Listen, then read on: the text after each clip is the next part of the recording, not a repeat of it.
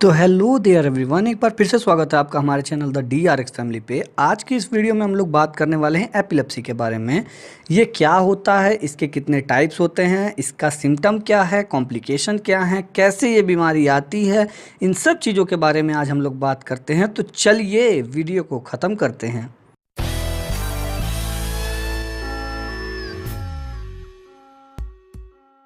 तो आज के इस वीडियो में जो जो कंटेंट्स हम देखने वाले हैं वो यहाँ पे दिए गए हैं।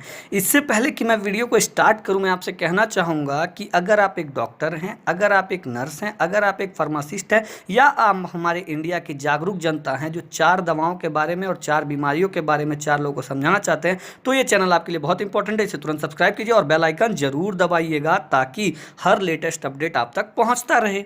अगर एग्ज़ाम में आपको कुछ लिखना है या नहीं लिखना है, नहीं याद है एपिलेप्सी के बारे में, तो आप ये फ्लो चार्ट याद कर लीजिए, क्योंकि ये एक फ्लो चार्ट ऐसा है जो आपको अगर 5 मार्क के क्वेश्चन हैं तो आपको 3 मार्क नहीं तो 2 मार्क तो ये दिला ही देगा।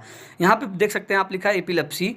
पहला डिसऑर्डर होता है ब्रेन सेल का जो कि कॉज करता है रिकरेंट सीजियोर। रिकरेंट सीजियोर से मेरा मतलब है झटके जो लगातार आते रहते हैं। दूसरा आप देख सकते हैं कि यही एपिलेप्सी जो होता है मेनली अफेक्ट करता है हमारे नर्वस सिस्टम को। तीसरे पॉइंट में ये बताया गया है कि एपिलेप्सी में लीड टू, इसके वजह से क्या क्या हो सकता है, इनवॉलेंटरी मसल मूवमेंट, मतलब मसल्स पे कोई काबू नहीं रह जाएगा, मसल्स इधर उधर अपने आप चलते रहेंगे या मूव होते रहेंगे। दूसरा है अनयूजुअल परसेप्शन। परसेप्शन से मेरा मतलब है देखने की, सुनने की, चलने की क्षमता जो होती है ये भी बिगड़ जाएगी।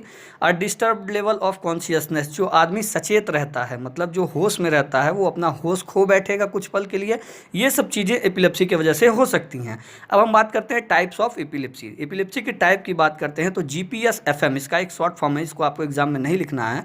GPS-FM दोनों ही नेटवर्किंग से जुड़ा है।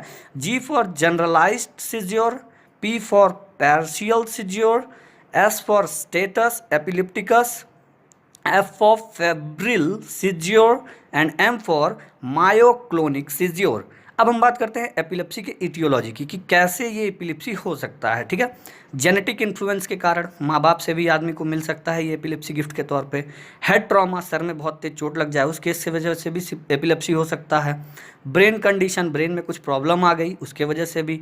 इन्फेक्शियस डिसीज़, अगर कोई भी इन्फेक्शियस डिसीज़ है हमारे शरीर के अंदर तो उसके वजह से भी ये एपिलेप्सी हो सकता है, मगर ये इन्फेक्शियस डिसीज़ मेनली अगर ब्रेन के पास में है तब ऐसा होता है। साइन एंड सिम्टम की अब हम बात करते हैं, 6वां नंबर टेम्परेरी कन्फ्यूजन। कुछ समय के लिए आदमी कन्फ्यूज रहेगा कि करे क्या क्या ना करे। अनकंट्रोलेबल जर्किंग, मतलब उसके हाथ पांव जो हैं वो जर्क करने लगेंगे एक तरफ, मतलब एक तरह से कहा जाए झटके लगेंगे उसमें।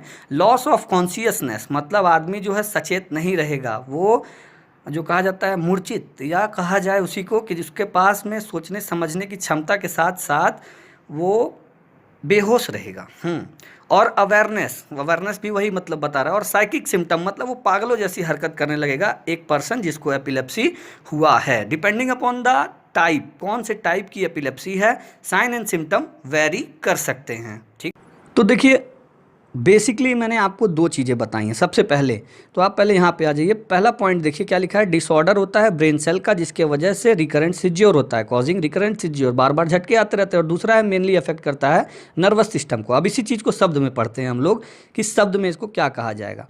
Epilepsy is a medical condition, ये एक प्रकार का मेडिकल कंडीशन होता है which mainly affects the nervous system of our body. हमारे शरीर के नर्वस सिस्टम को ही मेनली ये अफेक्ट करता है, उसमें ही प्रॉब्लम आता है ये एपिलेप्सी।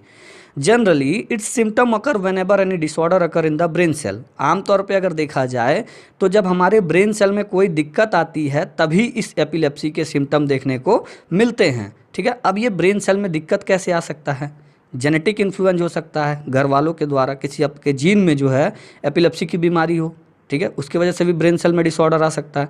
सिर में अगर बहुत ज़्यादा चोट आई हो, हेड ट्रॉमा, उस केस में भी ब्रेन सेल डैमेज हो सकता है जिसकी वजह से एपिलेप्सी हो सकता है।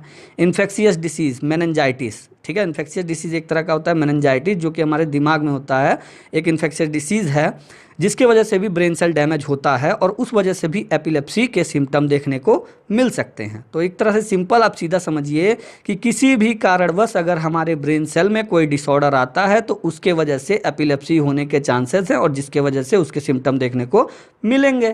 तो वही बताया गया। अब may be because of genetic influence, head trauma, infectious disease. उसके बाद कॉमा देखे, once when the disorder occur in the brain cell, एक बार जब कोई भी दिक्कत आ जाती है ब्रेन सेल में, abnormal electrical activity occur, comma के बाद है, कॉमा पे मतलब मेरा बात कट गया, उसके बाद मैं बोल रहा हूँ, एक बार अगर हमारे ब्रेन सेल में कोई भी दिक्कत आ जाती है, उसके बाद क्या होता है, एबनॉर्मल इलेक्ट्रिकल एक्टिविटी, दिमाग में विद्युत तरंगें पैदा होने लगती हैं, विच लीड टू रिकरेंट सीज्योर, जिसके वजह से क्या होता है, लगातार झटके आने लगते हैं, वही बताया गया, अकर विच लीड टू रिकरेंट सीज्योर। ठीक है, तो बेसिकली हम लोगों ने यही पढ़ा कि एपिलेप्सी एक तरह की ऐसी बीमारी है जो कि हमारे नर्वस सिस्टम को अफेक्ट करती है।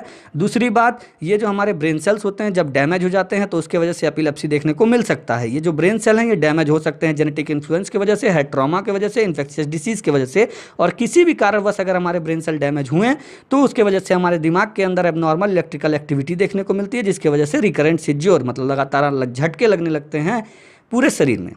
अब क्या आ रहा है सेकंड पॉइंट, एपिलेप्सी में also lead to abnormal behaviour like, मतलब एपिलेप्सी की वजह से कुछ और एबनॉर्मल बिहेवियर एक व्यक्ति कर सकता है, जैसे कि इनवॉलेंटरी मसल मूवमेंट्स। ठीक है, जैसे कि ना चाहते हुए भी उसके हाथ पांव जो है अपने आप कांपने लगेंगे।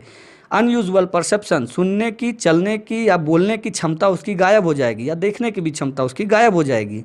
A disturb level of consciousness, आदमी अपना होश खो बैठेगा जब एपिलेप्सी किसी व्यक्ति को हुआ रहेगा तब, जब उसके झटके आने लगेंगे तब।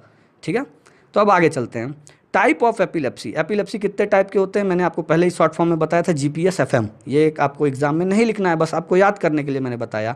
अब उस जीपीएस एफएम को थोड़ा हम लोग एक्सपेंड करते हैं। G for generalized seizure, the whole brain is involve, इसमें क्या होता है, जनरलाइज सीज्योर में क्या होता है, पूरे दिमाग में, पूरा दिमाग इसमें इन्वॉल्व होता है, मतलब जो विद्युत तरंगे एबनॉर्मल इलेक्ट्रिकल एक्टिविटीज़ जो हैं ये पूरे दिमाग में देखने को मिलती हैं, comma lead to immediate loss of consciousness, एक बार जब ये विद्युत तरंगे हमारे दिमाग में स्टार्ट होती हैं तो उसकी वजह से आदमी तुरंत ही अपना होश खो बैठता है। एंड इट्स डिवाइडेड इनटू 2 सब टाइप, और ये जो जनरलाइज सीज्योर होते हैं ये 2 तरीके में फिर से क्लासीफाई किए गए हैं, ग्रांड मैल एपिलेप्सी, और इसी को कह सकते हैं हम टोनिक क्लोनिक सीज्योर, और दूसरा होता है पेटिट माल एपिलेप्सी, जिसको कह सकते हैं एब्सेंस सीज्योर। ठीक है, अब सेकंड आ रहा है पार्शियल सीज्योर और साइकोमोटर एपिलेप्सी। दूसरा मैंने बोला पार्शियल सीज्योर और साइकोमोटर एपिलेप्सी।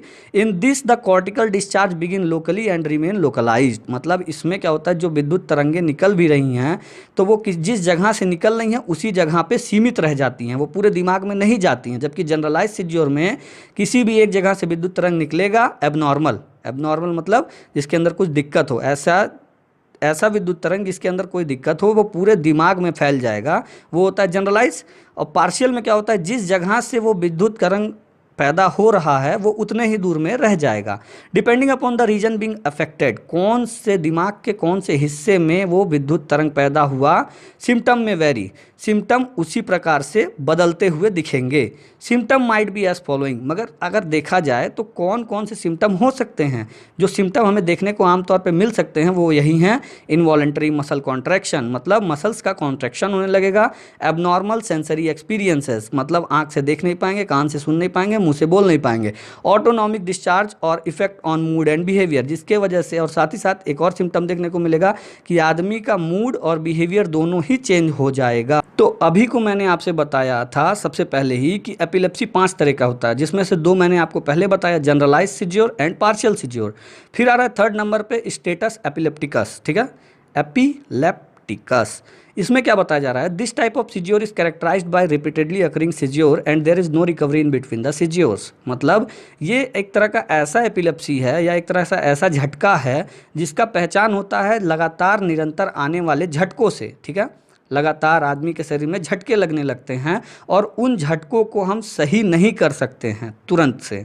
ठीक है, जब झटका लग रहा है किसी को तो आप सोचिए कुछ हम कर दें कि जिसकी वजह से वो सही हो जाए, तो ऐसा नहीं है, उसको लगातार झटका आता रहेगा बंदे को जब तक कि अपने आप से दिमाग में जो ब्रेन के अबनॉर्मल एक्टिविटी चल रही है इलेक्ट्रिसिटी की, जब तक दिमाग में विद्युत तरंगे नहीं रुकेंगी तब तक आप कितना भी कोशिश कर लो इस सीज्योर को नहीं ख़त्म कर सकते।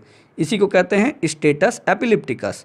फिर आ रहा है myoclonic seizure, it involve sudden brief muscle contraction. इसमें क्या होते हैं, इसमें क्या होता है, एकाएक से आपकी जो मांसपेशियां हैं वो कॉन्ट्रैक्ट हो जाती हैं, मतलब सिकुड़ जाती हैं, occurring repeatedly in one body part, आमतौर पे देखा जाए तो ये जो मांसपेशियां सिकुड़ रही हैं ये बॉडी के किसी एक हिस्से में देखने को मिलेगा और द होल बॉडी या पूरे बॉडी में देखने को मिलेगा एंड मे अकर अलोन और विथ अदर सीज्योर। ये चाहे अकेले, ये मायोक्लोनिक सीज्योर चाहे अकेले आएगा या 4 झटकों के साथ में आएगा, अलग अलग झटकों के साथ भी आ सकता है। फिर आ रहा है febrile seizure. Such seizure are most commonly seen in the children due to increase body temperature. ये आमतौर पे देखा जाए तो बच्चों में देखने को मिलता है। जो छोटे बच्चे होते हैं असल बात में उनका बॉडी टेम्परेचर जब बहुत ज़्यादा बढ़ जाता है तो उस केस में ये फेब्रिल सीज्योर देखने को मिलते हैं। तो चलिए अब एपिलेप्सी कैसे होता है, इसका पैथोजेनेसिस जो है उसको फ्लो चार्ट के माध्यम से समझते हैं। देखिए एग्जाम में अगर आपके पास टाइम नहीं है तो आप इस फ्लो चार्ट को बना देना, नंबर उठेगा, ठीक है। यहाँ पे क्या बता रहा है, सबसे पहले आप ऐसा समझो कि हमारा जो दिमाग होता है उसके अंदर ढेर सारे न्यूरॉन होते हैं। ये सारे के सारे न्यूरॉन्स जो होते हैं कहीं ना कहीं आपस में एक दूसरे से जुड़े रहते हैं और जुड़ के बनाते हैं एक सर्किट, ठीक है।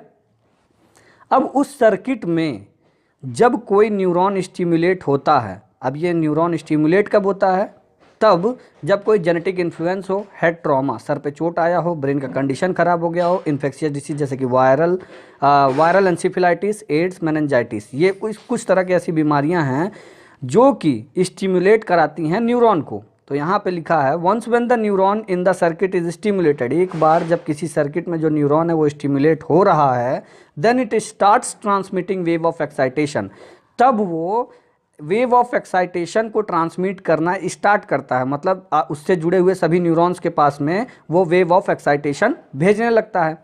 एक बार जब वो वेव ऑफ एक्साइटेशन भेजना स्टार्ट करता है तो उसके वजह से बनता है पैरोक्सिमल डीपोलराइजिंग शिफ्ट डेवलपमेंट होता है, ठीक है। ये जो पैरोक्सिमल डीपोलराइजिंग शिफ्ट है ये बहुत बड़ा टॉपिक है, अगर आप इसे जानना चाहते हैं तो कमेंट में ज़रूर बताइएगा। फिलहाल इसमें मैं आपको 2 से 3 लाइन में इसको समझा दूंगा। अब देखिए, जब एक बार डेवलपमेंट होता है पैरोक्सिमल डीपोलराइजिंग शिफ्ट का, तो इसके वजह से due to which burst in neuronal network begin, हमारे दिमाग के अंदर जो होता है, दिमाग में इलेक्ट्रिकल एक्टिविटी देखने को, एबनॉर्मल इलेक्ट्रिकल एक्टिविटी जो होती हैं वहाँ से वो डेवलप होना स्टार्ट हो जाती हैं। और एक बार जब दिमाग में एबनॉर्मल इलेक्ट्रिकल एक्टिविटी स्टार्ट हो जाती हैं तो उसके वजह से पूरे शरीर में झटके लगने लगते हैं। और यही था पैथोजेनेसिस ऑफ एपिलेप्सी। इसको लिखने के बाद में आप चाहें तो कुछ लाइन भी लिख सकते हैं।